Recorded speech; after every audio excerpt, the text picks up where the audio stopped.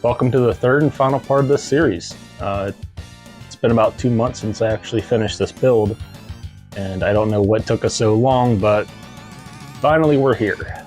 Not to rush us through this, but I'm already hyped up for the next couple projects, and I have a ton of stuff that I need to work on, both on YouTube and here, so let's dive right into it.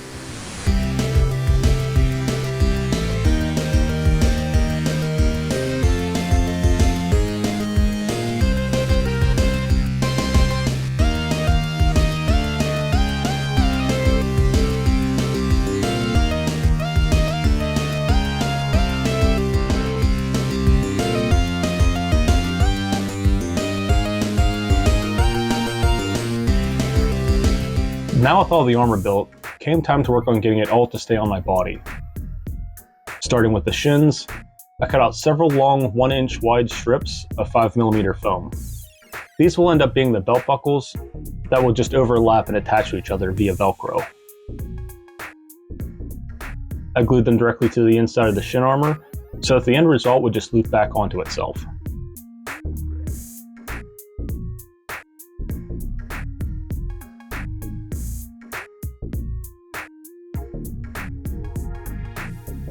For the chest, I decided to permanently attach the front and back armor pieces.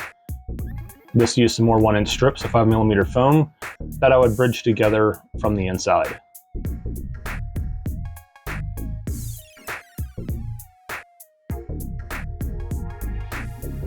After my contact cement had dried, I lined up the shoulders and laid down 2 pieces each on each side. I also wanted to make some fake strips on the shoulders, so I poked pieces through on both sides and attached it to the inside. Once the end of the strap is detailed, it'll then be glued to the outer surface. For the straps under the arms, I attached one end first, then gave it a quick test fit to see how much space I needed. Once I had what I wanted, I then glued the other end in place.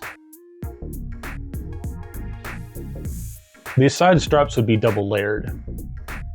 The top layer was mostly cosmetic, but also gave it a little extra strength, because this section would handle a lot of stress when taking the chest piece on and off.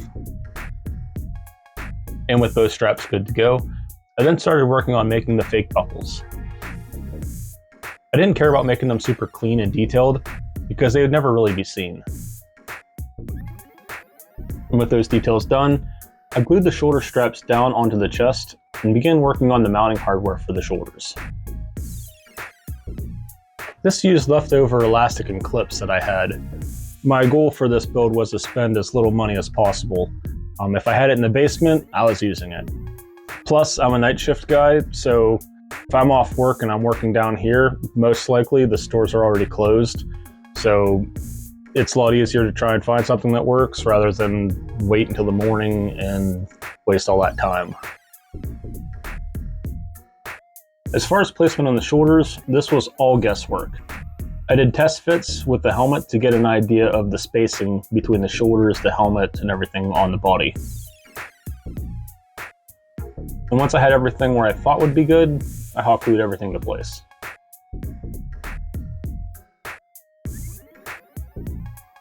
Up next will be finishing up the detailing. This mostly just involved adding rivets to all the armor pieces. These are all googly eyes, probably the cheapest and easiest method to get this effect. You can buy packs of various sizes, and one pack can last you several costumes. Just add a little contact cement, put the eyes in place, and set it aside to dry.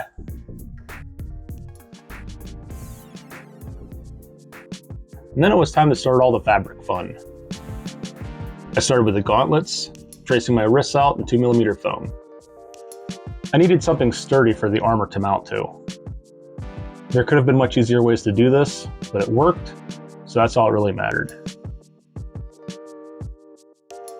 From here, the idea was to create a cast of my hand and make a pattern of the wrist wrap.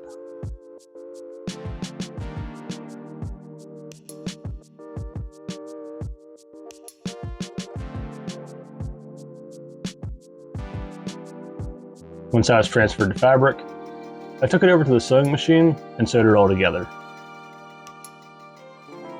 Then I needed to attach the foam to that, and the easiest way to do that, and get the foam to be exactly where I needed it, was to glue it to the fabric while wearing it. I wrapped my arm in plastic first, to make sure that the glue didn't soak through the fabric onto my skin, and then lathered my arm in contact cement. Once that all dried, I placed the pieces together exactly where I needed them. Now, I could have stopped there, but the arm wrap has, well, wraps. So I cut out a ton of strips and sewed them up. To finish up the wrist portion, I sewed a piece for on top of the hand and then added an elastic strap that wrapped around the palm.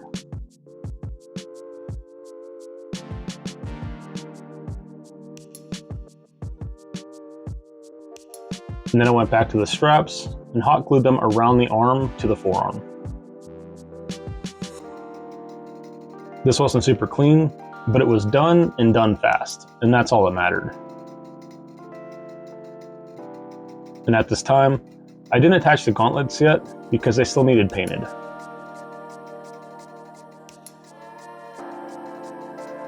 Next was the shins. No wraps on this one, just 2 flaps behind the shin armor. I did a quick cast, made a pattern, cut out all that was needed to glue to the inside of the shin armor, and transferred that to fabric, and cut that out. And just like the gauntlets, I left them sit until the armor was painted. And speaking of painting, came time to prep for paint. I use Quick Seal. This can be found any hardware section, Walmart, Home Depot, Lowe's, probably even the dollar store. So I grabbed my Quick Seal, some rubber gloves, and a bottle of water. My method is messy, but effective. I apply the Quick Seal, wet my hand, and smear the seal around until it fills in every crack. The gauntlets needed the most work. Like I mentioned in the first video, there were some gaps around the base of the blades. But with enough Quick Seal, it filled it all in.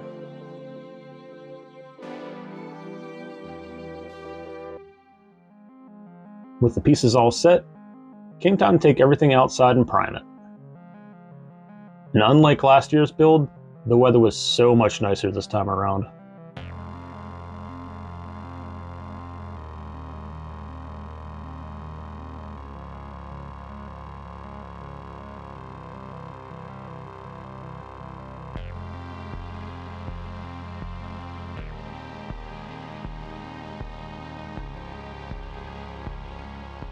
For my paint racks, I used 2 cheap cloth hangers and some clamps to hold everything up. It's not perfect, but it's cheap and it works. Once I got everything all mounted up, I used a few cans of Plasti Dip and gave everything several coats to make sure I had good coverage.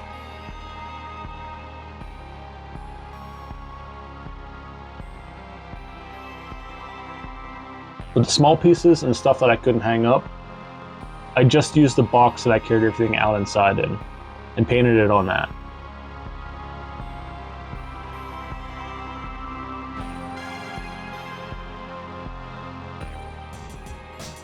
Now with everything primed, I can go back and attach the fabric that I'd let sit aside from before. And finish up the harnessing with stuff like the kneecaps and gauntlets. This was all just hot glue. And then for the shoe covers, like I mentioned at the end of my first video, just involved adding some Velcro to the underside. My skates already have Velcro along the laces for my lace covers. This effectively turns my armor plates into lace covers themselves. And now I can finally start painting the armor pieces. I just used a paper plate for my paint tray and used a used water bottle to clean my brushes with. Before applying color, I started with black, touch up any spots that my Plasti Dip didn't get. And then I used a metallic gray and used a dry brushing technique on the armor. Like the name implies, this involves keeping a minimal amount of paint on the brush and quickly brushing the armor in light strokes. This technique will mostly catch only the highest points and the edges, which helps to bring out the surfaces and highlight the outlines of the pieces, making it a great way to create fake-looking metal. I did this to all the armor pieces, making sure to highlight all the edges to really sell that metallic look, especially on the blades.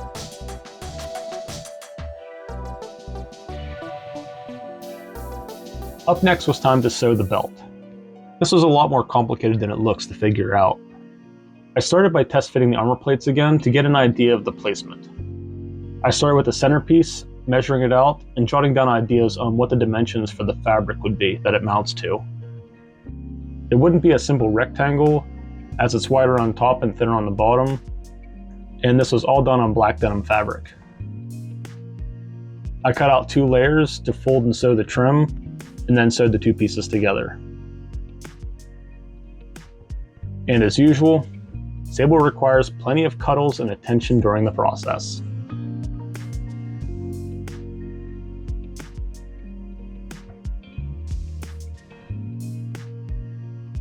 When she let me get back to work, I then went back to work sewing the front and back pieces together. With that piece done, moved on to the other sections of the belt, being the large wrap around the midsection and the inner portion of the hip flaps. For the hip pieces, I chose to use the black denim as an inner piece because the purple fabric was fairly thin and flowy. I knew that it alone would be too thin to hold its own shape, and the denim underneath would be enough to kind of help hold its shape a little better. The denim was only slightly bigger than the hip plates, and to save time, once Sable got out of my way, I glued the purple fabric to the black denim.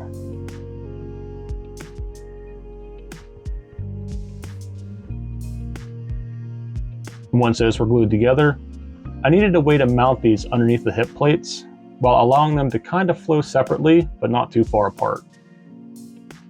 I glued some nylon straps that I had to the hip plates, leaving excess out the top and bottom to pull through the fabric. I then marked and cut where I needed them to be pulled through, and once pulled through, I glued the straps in place. I should also mention that I left enough excess fabric above the armor plates to attach it to the belt, and if I had too much, I could always cut it off later. And next was time to mount the center armor plate. This was the same exact process, gluing nylon straps to the armor, marking where I wanted it, cutting out the holes, and running the thread through. And then finishing everything up with some hot glue. And then came another test fit. This was to make my final decisions on how to mount and hold together all the pieces for the belt. And there were a lot of parts to this belt. This final idea ended up having the back and sides be one unit, attached with a nylon belt. Then the front purple cloth would just be held on with Velcro. And to top it all off, the front plate would be attached to the midsection wrap, which would hold everything together at the top. The front section would be sewn underneath the midsection, and I'd glue Velcro to the back of the wrap where it would then hold itself together. I wasn't too concerned with this portion being seen, because it would end up being covered by the cape. And speaking of the cape, that was up next. Considering I was going to be skating in this, I needed to ignore the advice of Edna Mode No capes. and find an obvious workaround to her #1 rule. No capes. I can't believe she never thought of Velcro. I didn't want to accidentally snag my cape on anything and hang myself, so I attached the cape with Velcro. So in theory, if I got it caught on anything, or if someone grabbed it, it should pull right off. I glued the Velcro in the back of the armor, where I thought it would hold best, and then pinned the other half of the Velcro to the top of the cape. And I then took everything over to the sewing station and sewed those pieces in.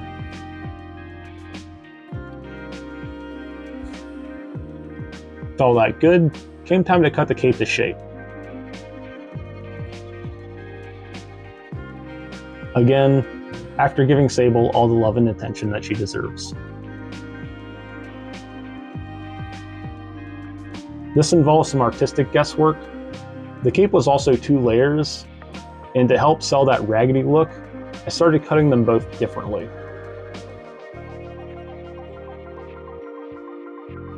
From there, the only fabric work left was the scarf.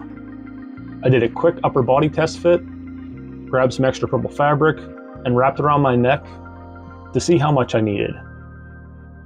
And then just to make sure, I threw the helmet on as well. Once I had an idea what I wanted, I moved over to the sewing booth and sewed the ends. With that taken care of, I chose to attach it to the chest the same fashion as the cape. Not in fear of snagging it on anything, but because I'll be moving pretty fast while skating, and I didn't want the wind to be blowing up the scarf. So I attached it to the chest with Velcro as well. I believe it was in 4 spots, the front, back, and sides. And with everything done, I did one last test fit to make notes of any adjustments needed. There were only a few touch-ups I had to do. For starters, I still needed to paint the straps on the shins and gauntlets.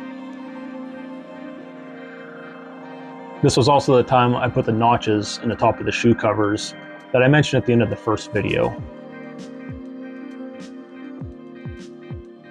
And I wasn't confident in how well the shin straps were going to hold me while skating, so I added a Velcro strap around the knees for a little extra security. This will also keep the shins from riding down too while I skate. I also noticed that the black denim also was blending in with my shirt, so to make it stand out more, I took some metallic gray paint and dry brushed the fabric to give it a weathered look. And then last but not least, I added some fake blood. I already had Leonardo's head, so I needed to look like I just obtained it. These were wax sticks made for hot glue guns. I got them from Michael's. They were about $5 for a pack of 4. I ran all of my hot glue out of my hot glue gun until the red wax started coming out, and then I started dripping the red wax all over the armor. I tried to do this as intentionally as possible, covering the blades on the gauntlet to really sell the idea that I just caused a massacre. And then making random splatters on all the other armor pieces. And I continued this process until I ran out of wax.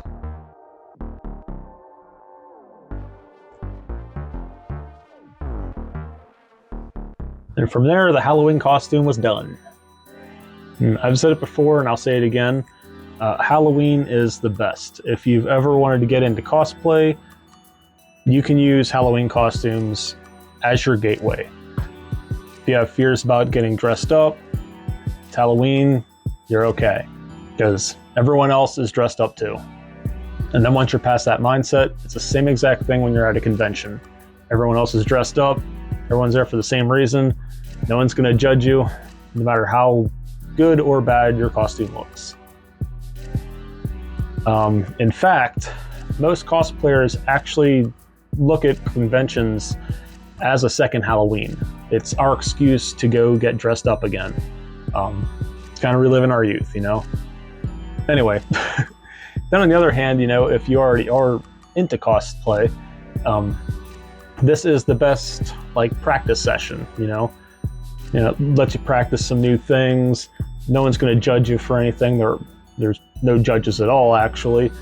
So you can be as sloppy as you want, have as much of a tight deadline as you want. For me, I like to put myself on a really tight budget for Halloween, mostly because I don't think a Halloween costume really should be that much money, but also to kind of like help force my creativity. You know, running on limited supplies and then forcing myself in that situation where I have to think out certain solutions to certain problems in ways that maybe I haven't done before for a convention, when I can just go straight out and buy the one thing that I need. In this case, it's like, how can I make that work? You know, as opposed to just, I'm going to go buy this to make it work. And in the end, sometimes you might find a new solution to a problem that you've had with something else. And who knows, you might end up finding a better technique to a solution that you've been using for other problems, you know?